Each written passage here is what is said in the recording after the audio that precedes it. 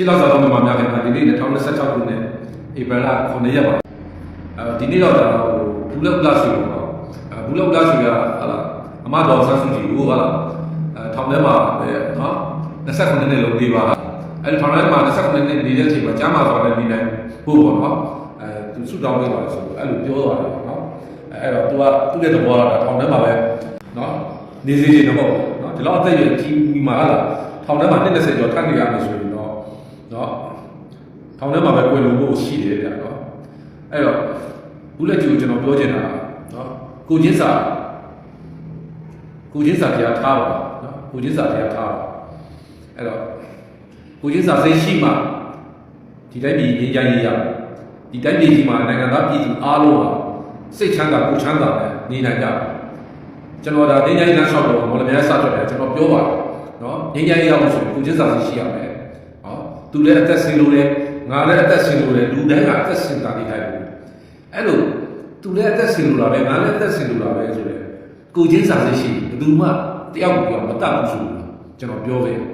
အဲ့တော့ကိုချင်းစာစိတ်ရှိငြိမ်းချမ်းရေးရမယ်ကိုချင်းစာစိတ်မရှိလို့ငြိမ်းချမ်းရေးမရတယောက်တော့ပတ်နေကြကိုချင်းစာစိတ်ရှိ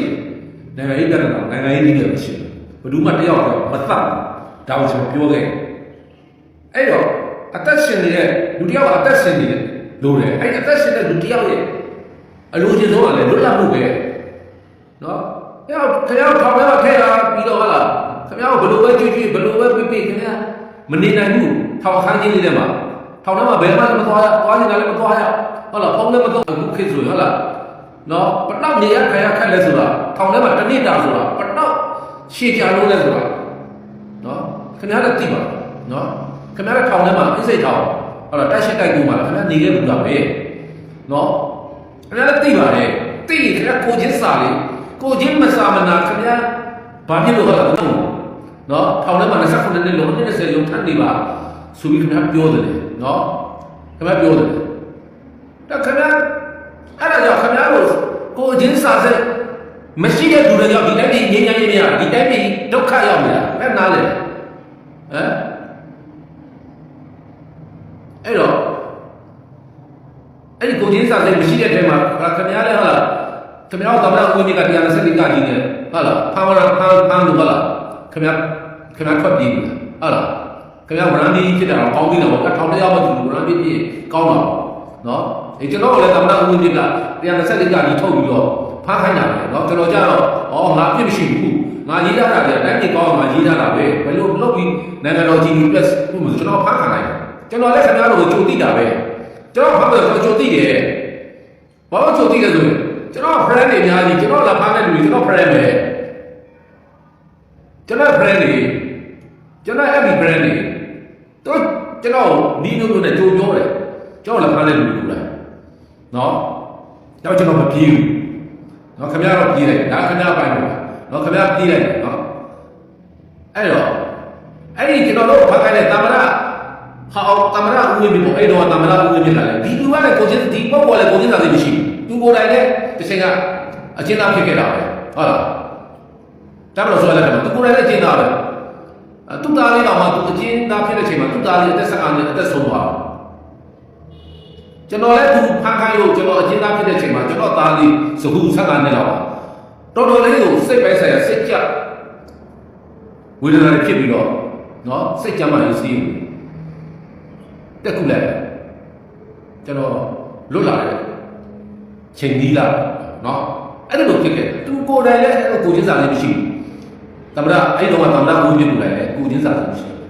အဲ့တော့ကျွန်တော်ပြောချင်တာကိုချင်းစာလေးမရှိဒီတိုင်းပြည်တော့ခါရောက်ကိုချင်းစာလေးမရှိတဲ့လူတွေအဲ့ဒီနိုင်ငံတော်ရဲ့အစင်းမြင့်တဲ့အာဏာတွေရရင်တိုင်းပြည်ပို့ဆိုးလိုက်နော်တိုင်းပြည်ပို့ဆိုးလိုက်တယ်နော်ခင်ဗျားတို့ပြည်သူ့လွှတ်တော်ကိုယ်စားလှယ်ဖြစ်သွားပြီနော်ကိုချင်းစာလေးထား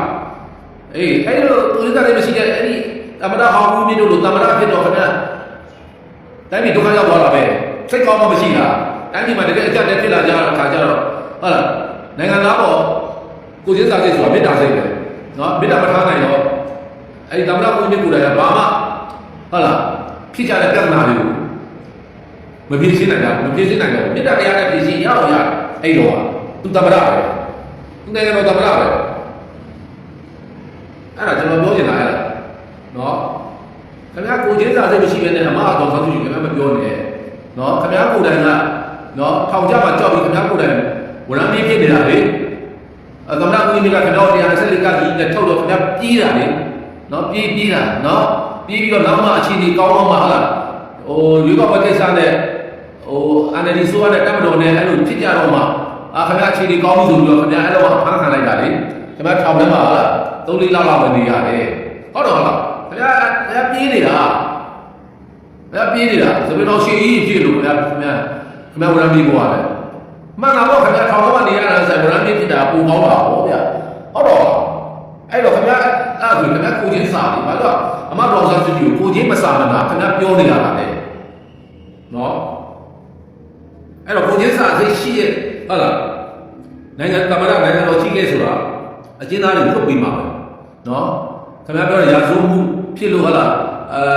လွတ်ပြီးလို့မရအောင်အာဂတိခုဆိုတော့ဒါဘာမှမဆိုင်နော်အခုနိုင်ငံတော်ဟာယာယီသမ္မတကြီးကခင်ဗျာအကြမ်းဖက်မှုတွေတော့မှလွတ်ပေးလိုက်တာပဲဟုတ်လားအကြမ်းဖက်မှုတွေအကုန်လုံးလွတ်ပေးလိုက်တာပဲအကြမ်းဖက်မှုနဲ့အာဂတိခုဘယ်သူကတိုင်းပြည်ကိုထိခိုက်တယ်အကြမ်းဖက်မှုကိုထိခိုက်တယ်အကြမ်းဖက်မှုတော့လွတ်ပေးတာအာဂတိခုမှလို့မလွတ်ပေးနိုင်ရမယ်နိုင်ငံတော်အတွက်အကျိုးရှိမယ်ဆိုရင်နိုင်ငံတော်သမ္မတမိသည့်အကျဉ်းသားကိုဆိုလွတ်ပေးလို့ရတယ်ဒါဥပဒေမှာပါပြီးသားပဲဗျာခင်ဗျာလွတ်တော်ကိုယ်စားတယောက်တော့ဒီခင်ဗျာဒီလောက်တော့သိမှာနော်ခင်ဗျာမလွတ်ပေးခြင်းတိုင်းလည်းတော့လက်ချက်မပြောနဲ့ဘူးလက်ကြီးနော်ခင်ဗျာကိစ္စစိတ်ထားခင်ဗျာကိုယ်တိုင်ထောင်ကြမှာကြောက်ပြီးတော့ကာရဝရမ်းပြေးဖြစ်ပြီးတော့ဟာပြေးတယ်ခင်ဗျာထောင်ကြတော့အနှစ်20ကျော်နေပါကြဆိုအနှစ်20ကျော်နေအမတော်သားဦးကြီးအသက်နဲ့အနှစ်20ကျော်နေထောင်မှာပဲခင်ဗျာကိုယ်လုံးလို့ရှိတယ်နော်အဲ့လိုမပြောနဲ့ဗျာခင်ဗျာဟုတ်ကဲ့ဒီလောက်ပါပဲဗျာငြိမ်းချမ်းစွာနေကြပါမယ်ဒီမှာပြည်ကြီးအမြန်ဆုံးငြိမ်းချမ်းပါစေကိုချင်းစာစိတ်ရှိကြပါ